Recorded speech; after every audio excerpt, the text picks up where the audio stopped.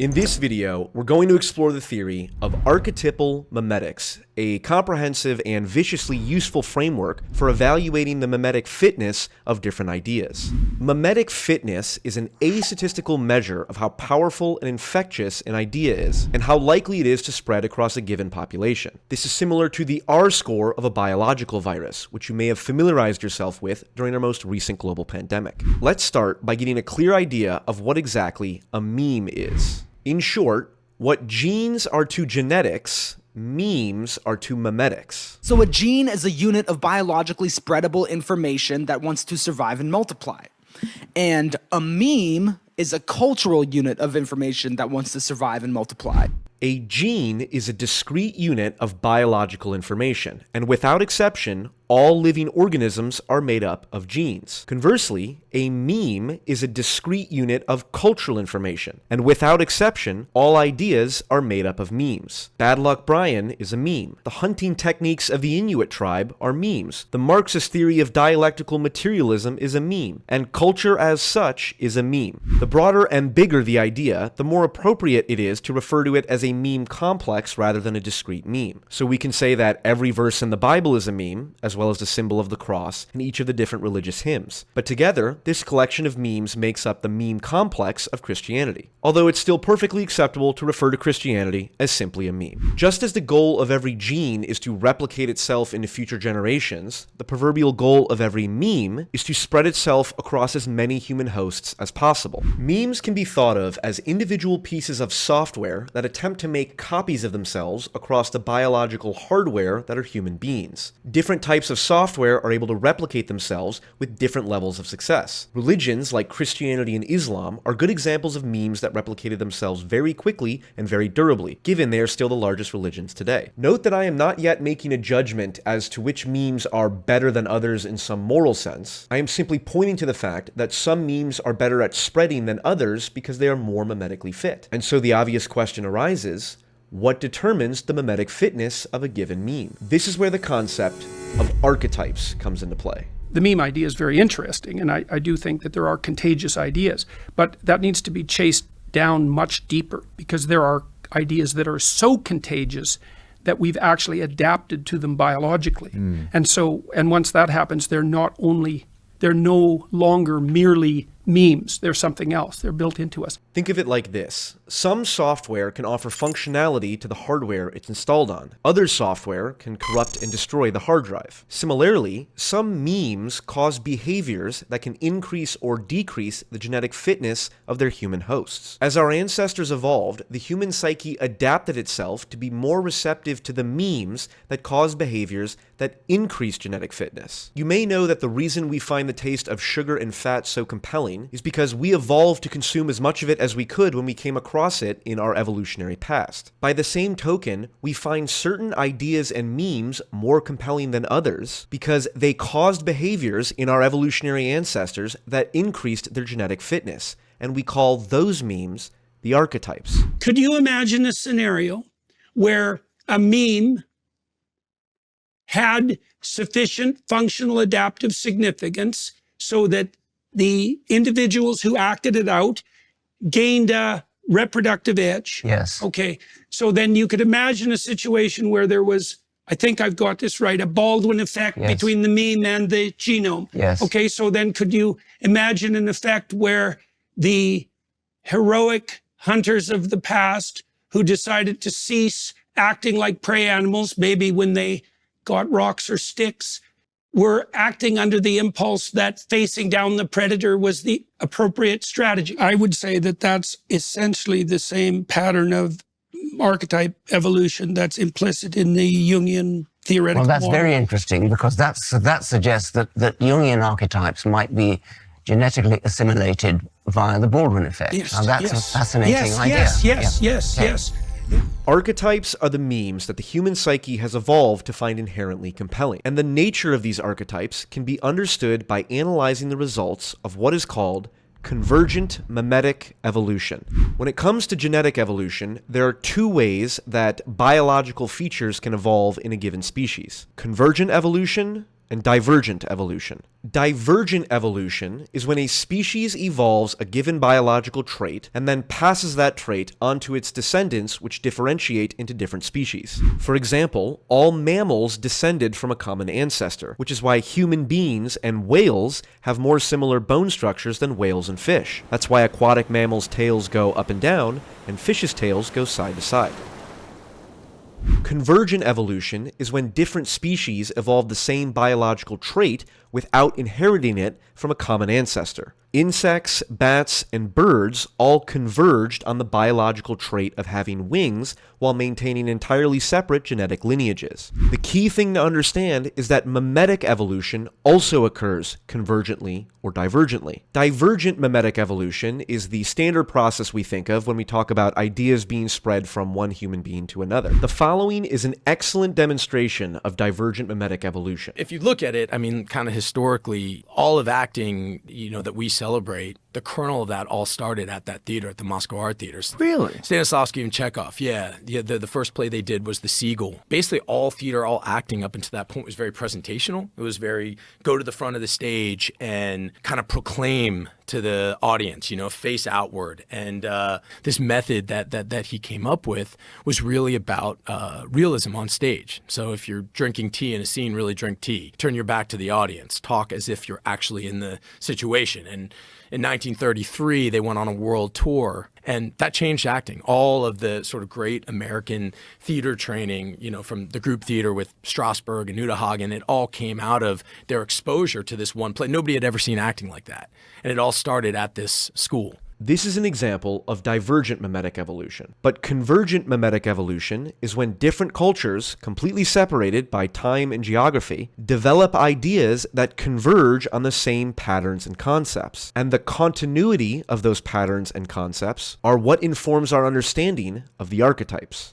This is why there's commonalities in mythologies. It's like if you put enough people together in enough different places, the commonality of the groups of people, because of the grounding in common motivation and emotion and embodiment, because we're embodied, means that they're going to generate hierarchies that are broadly similar, with strategies of success within those hierarchies that are broadly similar, with descriptions of the strategies that are broadly similar. The memes that form as a result of convergent memetic evolution are known as archetypal memes because they represent fundamental aspects of the human experience that are universal across individuals and grounded in our biology. For example, every human being that has ever existed was born from their mother, and so part of the human psyche contains the mother archetype. By the same token, the human psyche also contains universal and fundamental archetypes like predator, friend, or lover.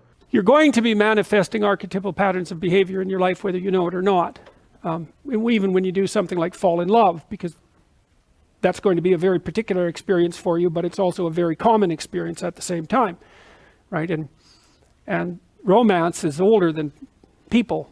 That's one way of looking at it. I mean, because sex is older than human beings, and so you're in the grip of something that's really ancient.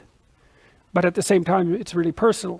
While this idea can get very complex very quickly, the key thing to know is that the memetic fitness of any given meme is determined by the degree to which that meme acts as an effective conduit between the archetype and the human host. And that is what this absolutely epic normal distribution called the Archetypal Meme Curve shows us. Here's how to understand it. On the y-axis, you have memetic fitness. Memetic fitness has two components: accessibility, which is how easily a human can interact with the meme, and durability, which is how deep the meme is able to embed itself within a human psyche. Some examples here may be helpful.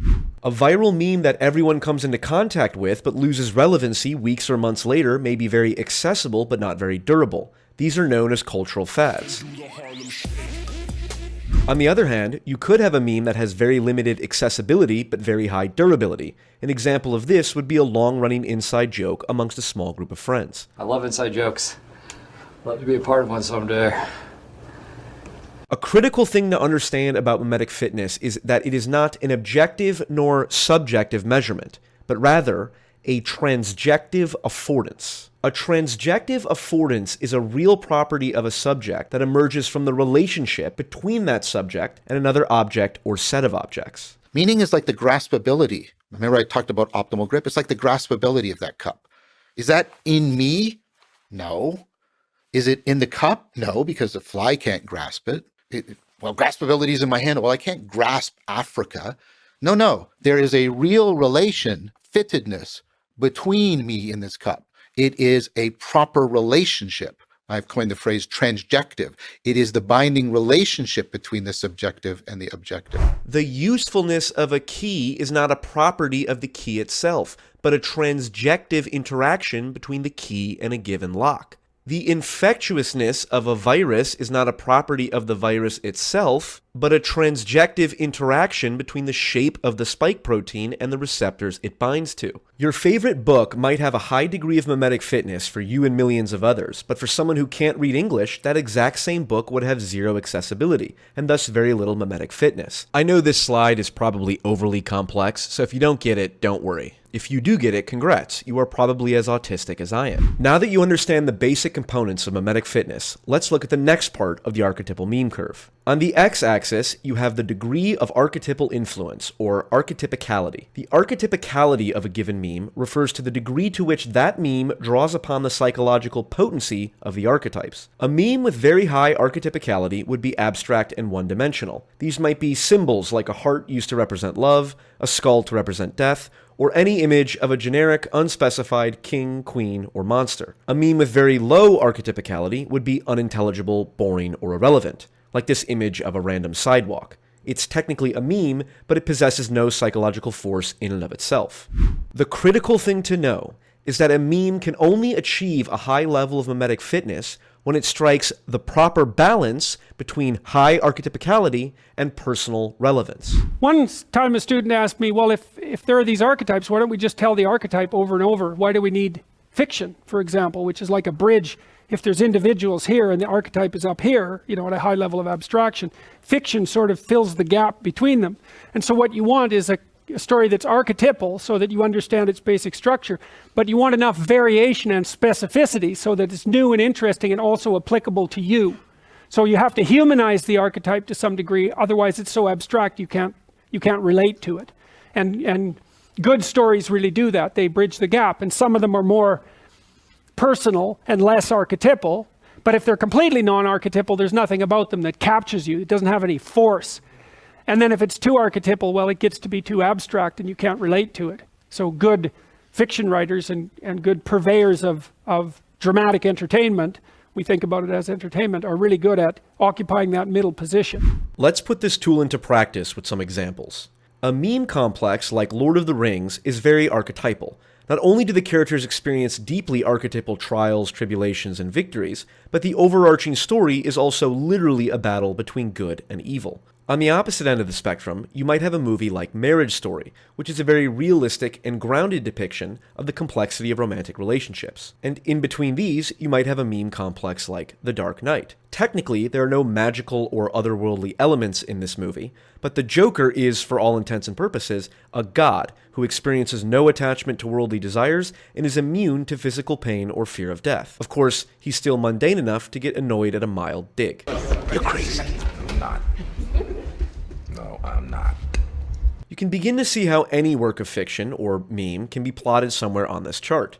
Game of Thrones deals with much grayer lines between good and evil than Lord of the Rings, although still has its pure archetypal elements. Arthur Fleck's Joker definitely pushes the boundaries of realism, but his character development and everyday struggles are much more mundane and relatable. One important thing to note is that while the y-axis says memetic fitness, the archetypicality of a meme really only affects the durability component of memetic fitness. The accessibility of a meme has more to do with the medium the meme operates in, and a number of other factors that we'll have to explore later. Also, I know it looks like the curve implies that the Joker has a higher level of memetic fitness than Lord of the Rings, and for some people it might, but I'm treating every meme on the blue line as being the same category of memetically fit, and I could just as easily use a flat blue line if it didn't look so stupid. Now, aside from plotting fictional movies, the archetypal meme curve can be used in a much more focused manner by analyzing and isolating one archetype at a time. For example, a very common archetype is that of the shadow. Every human being has a dark side they must learn to integrate into their conscious awareness in order to develop their their own confidence and autonomy. An abstract image of a generic shadow would contain this idea, although the image alone would not be very impactful. If you keep the same image but add a relatable twist to it,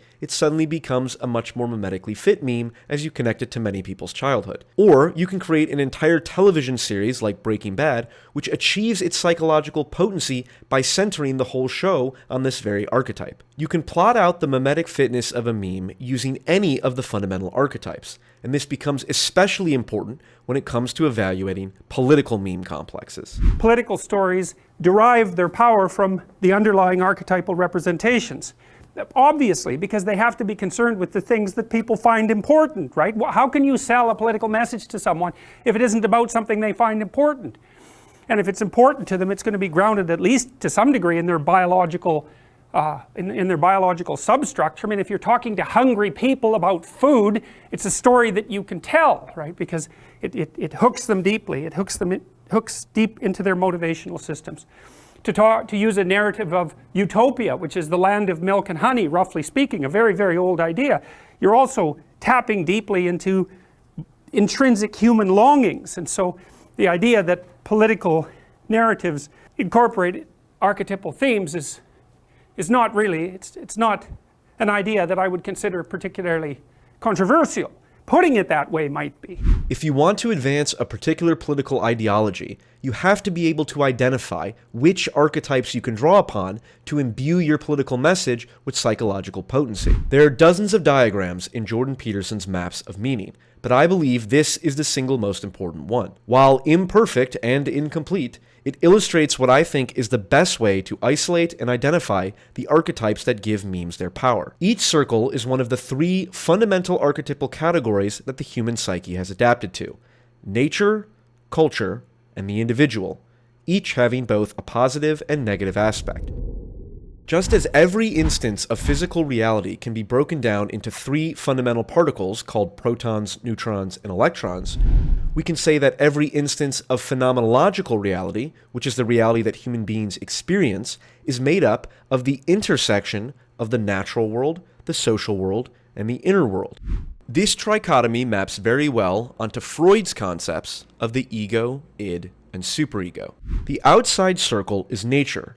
This is the archetype that is most active in meme complexes like Planet Earth or the Avatar movies. Its positive aspect is the archetype that dominates the psyche of environmentalists and people whose primary concern is the preservation of the planet. Are you more concerned about the protection of a painting or the protection of our planet and people? The second inner circle is culture. The positive aspect of culture is represented as the wise king or the good father. Its most abstract form takes the shape of God the Father, but the same archetype is active when we interact with memes like Gandalf, Uncle Phil, Mustafa, or any historically mythologized father figure like Martin Luther King or George Washington. Nationalist political ideologies like MAGA draw their archetypal force from the idea of America as a once great nation in need of revival. Peterson would describe this as rescuing the father from the belly of the whale. Of course, if you're an ultra-progressive, the exact same meme would constellate the archetype of the negative aspect of culture,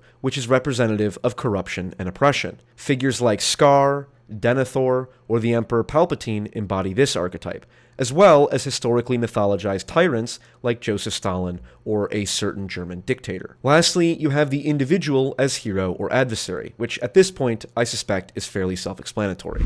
What all of this points to is a way of viewing ideas and ideologies that allows us to better manipulate them and understand their danger. No ideology or belief system can be complete if it focuses on some archetypes at the exclusion of others. The problem with political narratives, in my estimation, is that they can rapidly transform themselves into ideologies, and ideologies are dangerous for a variety of reasons, but the primary reason for their danger, I think, this is a hypothesis, is because of their one-sided nature. What happens is that they capitalize, parasitize, I think is even a better way of thinking about it, a profound underlying narrative, but they don't tell the entire story. I can give you a quick example of that. I'll do it very quickly. So when the American West was settled, it was settled on the wave of an ideological story. Right. And here's the story. Heroic individual, that's positive, bringing positive culture, that's the wise king, into virgin or into chaotic territory. That's the negative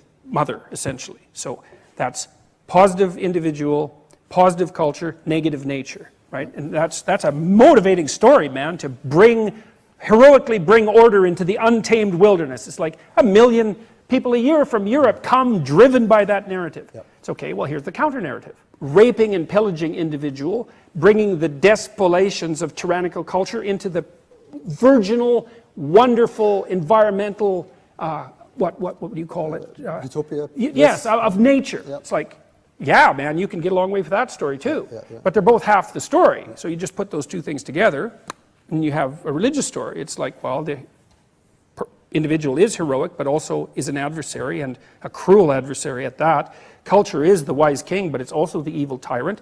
And nature is beautiful and wonderful French impressionistic landscape, and cancer, and Anopheles mosquitoes, and elephantiasis. And so if you are properly oriented in the world, you tell yourself both those stories, and you say, oh my God, they conflict. It's like, yeah, they do, man, that's exactly right. Okay. So an ideology just pulls out a subset of the religious characters and says, this is the entire reality. Right. It's like, no, it's not. Right. It's a parasitical meme, right, essentially. An ideology is a parasitical meme on a religious substructure. Memes derive their power from the archetypes, but if you only tell half the story, then you might be able to energize a large number of people, but your movement will eventually go off the rails as it becomes psychologically unbalanced. This is why you must adopt the enlightened centrist perspective, so that when you're interacting with memes, you can ask yourself, which archetype is this meme drawing its power from, and which archetypes are being excluded? This is the power of archetypal memetics, and I fully intend to develop my pseudo-academic credentials by advancing this theory further, tying it together with concepts like the meme adoption curve, or refining concepts like exactly what memetic fitness is, because originally it was transmissibility and durability, and then I switched it to accessibility and durability. It's a work in progress. And in order to do this, I actually need to write more. So in 2025, if you're interested, I will be writing more on Substack. And I will likely put the first iteration of future video scripts as well as other things over there. Under no circumstances whatsoever will it be monetized, so all you have to do is put your email address in and you'll get all my writings. And so, until next year, good luck and Godspeed.